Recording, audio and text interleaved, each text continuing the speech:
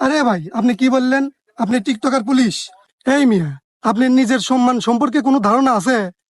সম্মান আর পায় কোনে স্যার? এখন দেশের জনগণ তো পুলিশে খালি অবহেলা হারে, আর যেটা বেতন পায় ও মাস শেষে আবার আওলাদ করে চলা নাগে। আর এই দেখেন, এরা মাসে টিকটক করে লাখ লাখ টাকা কামাই হরে, না পারে এই পথই বেছে নিচ্ছে। এই মিয়া, টাকা পয়সাই কি সবকিছু?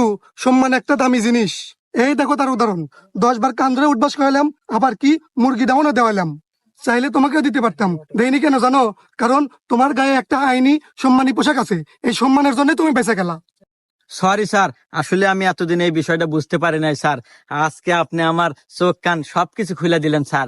আমি আজকে বুঝতে পারলাম যে সম্মানী ব্যক্তিদের সম্মানী ব্যক্তিরাই সম্মান দেয়। এবারের মতো আমাকে মাফ করে দেন স্যার। আমি আর জীবনে এসব ভুল পথে পাও দেবো না স্যার। Salute sir. স্যার, আমাকে ক্ষমা করে দেন স্যার। আমি মূর্খ মানুষ, আজ বুঝতে পারলাম স্যার যে আপনার এই পোশাকের